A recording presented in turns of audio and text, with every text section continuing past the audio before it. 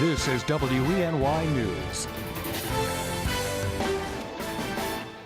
Thanks for clicking on the webcast. I'm Joe Malillo. Here's the latest from WENY News and the Star Gazette. Well, the Southeast Steuben County Library in Corning is hoping to get more money to keep its doors open.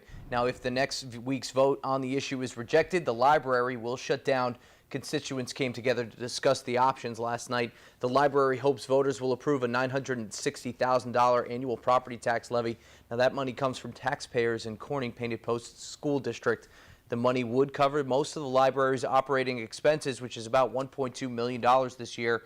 That means households valued at $85,000 would pay $42.50 for the 2015 school tax bill. Last night, people had concerns about how much each district is paying. Plus, some people who don't use the library don't feel they should pay the extra expense. Board members feel confident they'll reach the simple majority they need to get the proposition passed. We think it will pass.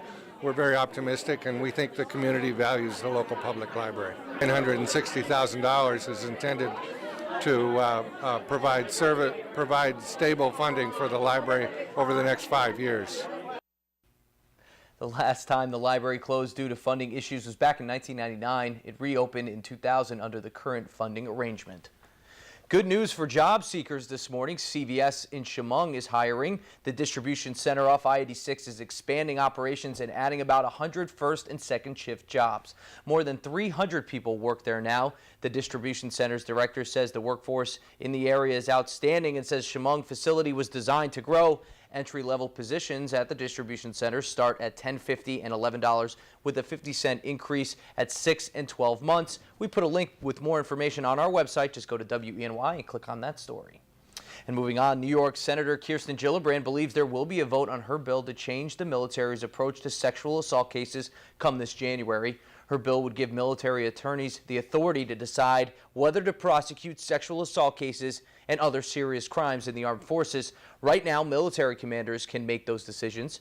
Gillibrand believes a vote on the bill would come this January, partly because it's backed by Senate Majority Leader Harry Reid. The Pentagon estimates that instances of unwanted sexual contact in the military rose from 19,000 to 26,000 from 2010 to 2012. 53 named senators and 3 unnamed senators said they would support the bill. All right, meteorologist John Hickey's right here. He's talking about weather. Let's throw it to him. Yeah, looking like a cold one out there today, Joe, and in fact, the coldest of the entire week. We've only got a 5-degree guarantee up to 23 degrees for today. We've got those flurries continuing out there as well. I just can't seem to ditch those things, but no heavy snows for us from that, although we remain on the weekend watch for a potential storm.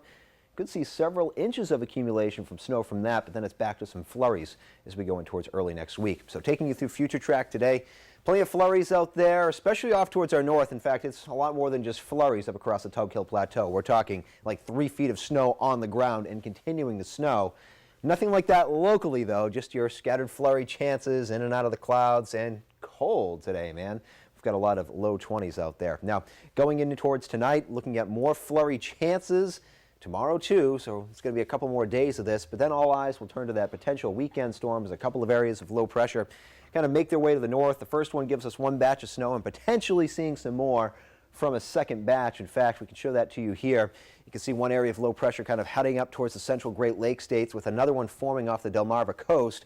All of that means some snow for us. Just how much still remains a bit of an uncertainty, but I'm going to go out there and say you're going to need the shovel, and whether or not we have to see the plows, that was going to remain a question here for a little bit. First warning, 7-day forecast. Temperatures into next week staying cold and continuing to look at more flurry chances. So, Joe, it's another day of a 7-day that features snow every day on it.